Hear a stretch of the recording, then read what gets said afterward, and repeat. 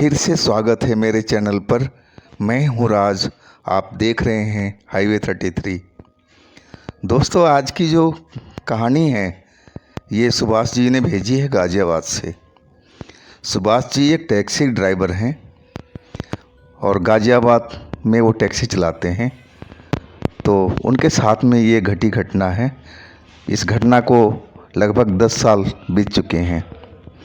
तो चलते हैं सुभाष जी की कहानी में। लेकिन दोस्तों, आपने मेरे चैनल को सब्सक्राइब नहीं किया है तो प्लीज़ कर लीजिए, धन्यवाद। दोस्तों, मेरा नाम सुभाष है। मैं गाज़ियाबाद के रहने वाला हूँ। मैं एक सवारी लेकर के हापुड़ की साइड में गया था। जब मैं उस सवारी को छोड़ा तो 12:30 बज चुका था रात का। सवारी बोला, भाई आप तो आज यहीं रुक जाओ, रात ज़्यादा हो चुकी है, रास्ता ठीक नहीं है। मैं बोला, साहब ये तो हम लोग का रात दिन का काम है, हम तो चलते ही रहते हैं और सुबह हमें किसी काम पर जल्दी निकलना है तो घर तो जाना पड़ेगा ही। वो बोले, भाई जैसी आपकी मर्जी। वैसे तो मैं कह रहा था कि आज रात आप यहीं बिता लेते और सुबह मैं तड़के निकल जाते। मैं बोला, जी धन्यवाद आपका, आपने इतना कह दिया, हमारे लिए वही बहुत है। नहीं तो कई लोग तो पानी तक नहीं पूछते हैं। बहुत बहुत शुक्रिया जी आपका। और मैं वहाँ से चल पड़ा अपने टैक्सी लेकर के। मैं गाज़ियाबाद के आसपास पहुँचने वाला था और रोड पूरा खाली खाली सा था और बिल्कुल सुनसान। मुझे प्रेशर आ रहा था बाथरूम का। मैं अपनी साइड में गाड़ी रोकी। वो जगह थोड़ा बस्ती से दूर था, आगे बस्ती तो दिखाई पड़ रही थी। तो मैंने उचित यही समझा कि इधर ही फ्रेश हो लिया जाए और मैं गाड़ी रोक करके नीचे उतर गया। मैं जब फ्रेश हो रहा था तभी लगा कि मेरी गाड़ी का कोई दरवाज़ा खोला है। मैं जल्दी से फ्रेश होकर के गाड़ी के पास पहुंचा, लेकिन मेरी गाड़ी में तो कोई था ही नहीं, पूरी गाड़ी खाली थी। तो आवाज़ कैसे आई थी गेट खुलने की, बंद होने की? मैं थोड़ा डर गया था। एक तो रात का माहौल था और उस पर मैं अकेले था, तो डरना तो लाजमी था। मैं कुछ सोच नहीं पाया, समझ नहीं पाया कि आखिर ये आवाज़ कैसे आई। और कोई तो गाड़ी आसपास में कोई थी नहीं और गाड़ी का गेट खुलने का आवाज़ मुझे अच्छी तरह से पता था। मैं अपनी सीट पर आकर के बैठ गया और बैक मिरर में देखा तो ऐसे लगा कि पूरी धरती हिल गई हो। इतना मैं डर गया कि मैं जो देखा कि पीछे की सीट पर एक 25-26 साल का एक लड़का बैठा हुआ है और वो मेरी तरफ घूर रहा है। मैं फिर जल्दी से मुड़ा और पीछे देखा तो वाकई में लड़का बैठा हुआ था और मेरी तरफ देख रहा था। मैं डर से चीख पड़ा और बोला, भाई तुम हमारी टैक्सी में कैसे आए? कौन हो तुम? मैं डर से एकदम कांप रहा था और तभी वो लड़का बोला कि भाई डरो नहीं, मैं आपका कोई नुकसान नहीं पहुंचाऊंगा, आप डरो नहीं। मैं जो कह रहा हूँ आप वैसा कर दो, फिर आपको मैं छोड़ दूंगा। मैं तो हिल चुका था उसको देख करके और उसकी बातें सुन करके। मैं टैक्सी का गेट खोलने लगा कि मैं यहाँ से टैक्सी में से निकल के बाहर रोड पर भागूं, लेकिन टैक्सी का गेट तो खुल ही नहीं पा रहा था। मैं उस टैक्सी में फंस चुका था, अपनी ही टैक्सी में। तभी वो बोला कि सुनो भाई, आपका गेट खुलेगा नहीं, आप परेशान मत हो, बस आधे घंटे का काम है और मैं जो बोल रहा हूँ वो आप कर दो, फिर आपको हम छोड़ देंगे, आपका कुछ भी नुकसान नहीं पहुँचाएंगे। मैंने डरते डरते पूछा कि भाई मैं देखो, मैं बहुत गरीब आदमी हूँ, ले दे के एक ही टैक्सी मेरी है जो इससे सारा घर का खर्च चलता है। आप हमें कुछ भी मत करो, आप प्लीज़ चले जाओ हमारी टैक्सी में से। मैं रोने लगा था।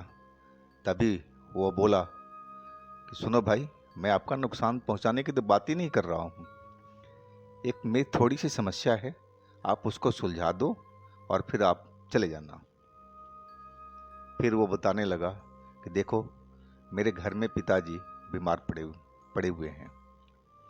उनका इलाज चल रहा था काफ़ी दिनों से एक हॉस्पिटल में, और वहीं पर उनको लेके जाना है। और मैं कहीं गया हुआ था, ये बात की कहानी है। इसके बाद मैं एक एक्सीडेंट में मर गया और मैं भूत बन चुका हूँ, और पिताजी हमारे घर पर अकेले होंगे और उनको इस हॉस्पिटल में एडमिट कराना है। ये काम आप करवा दो और इसके बाद में आप निकल जाना। मैं उसकी बातें सुन कर के थोड़ा डर तो कम हुआ, लेकिन संशय रह गया था कि वो भूत बन कर के अपने पिता का इलाज कराने के लिए मुझे एक माध्यम बनाया था।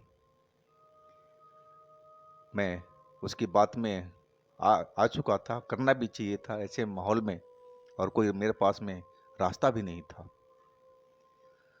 भूत के बताए रास्ते पर मैं टैक्सी को ले चला। जैसे जैसे वो बता रहा था वैसे वैसे हम चल रहे थे।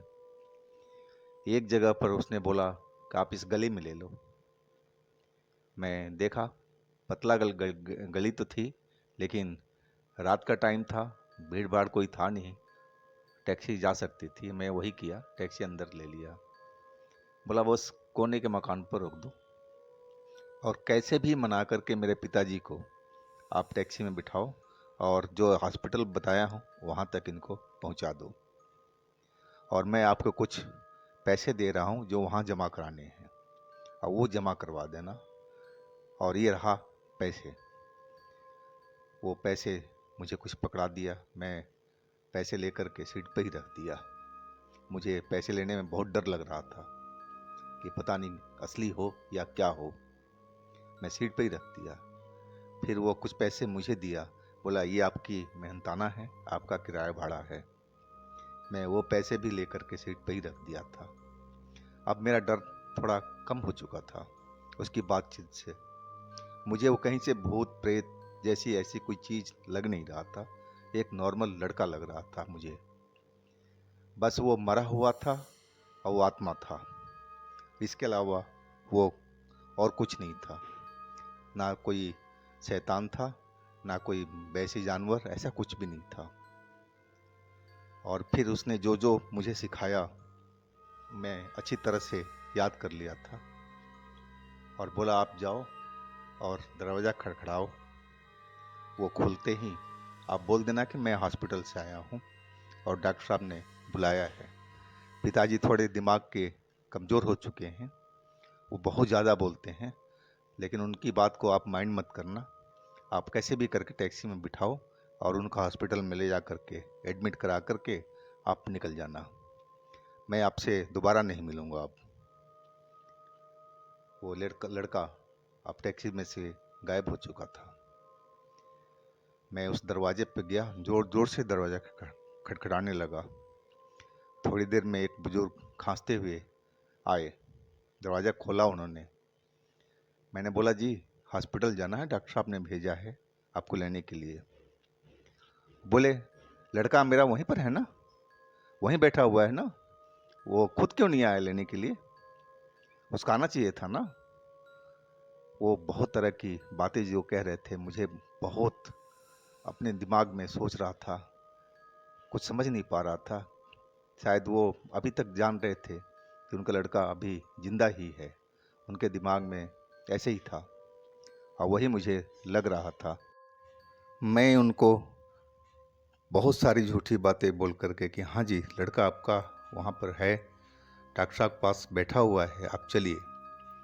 36 झूठ मुझे बोलने पड़े उन बुज़ुर्ग को समझाने के लिए, और तब जा कर के कहीं वो हमारी टैक्सी में बैठे। और तब भी वो बोले जा रहे थे बहुत सारी बातें, क्यों नहीं आया, वो आखिर वहाँ क्यों बैठा हुआ है, आपने देखा था, वो खाना खाया था, अभी तक खाना नहीं खाया होगा। वो बहुत तरह की बातें बोल रहे थे। बहुत दर्द भरी उनकी कहानी लग रही थी।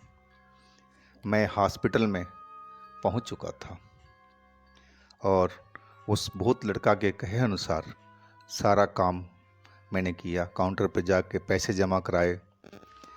वो अंकल का इलाज यहाँ चल रहा था पहले भी। सारा स्टाफ शायद उनको जानता था और उनकी रवैये से परिचित था, तो उनको एडमिट कर लिया गया और हमसे कोई विशेष सवाल जवाब नहीं हुआ। तो मैं अब वहाँ से अब निकल लिया था अपने घर की ओर। लेकिन मैं अपने मन में बहुत तरह की सवाल जो था उसका जवाब मुझे अभी तक मिल नहीं पा रहा था। आखिर कैसे उस लड़के की मौत हो गई थी एक्सीडेंट से? क्या हुआ था उसका डेड बॉडी को? उसका क्रियाक्रम नहीं हुआ, तभी तो उसकी आत्मा भटक रही है। आखिर परिवार में इनके और कौन कौन सा है कि मैं अंकल से तो कुछ पूछता था और कुछ और जवाब देते थे, तो सारी चीज़ें क्लियर नहीं हो पाई थी। तो आखिर अकेले घर में कैसे रहते थे? इनके खाना पीना कौन करता था? क्या अंकल खुद बनाते थे या कोई पड़ोसी मदद करता था? बहुत तरह के सवाल थे जो मेरे मन में अभी भी घुमड़ रहे थे। और मैं एक चीज़ और सोच रहा था कि आज की इस युग में जो उनका लड़का गुजर चुका था, वो अपनी पिता के लिए मर कर के भी और उनकी देख रेख करने के लिए आया था, उनकी इलाज कराने के लिए आया था। तो मैं सब देख कर के बहुत मेरे दिल में बहुत पीड़ा हो रही थी।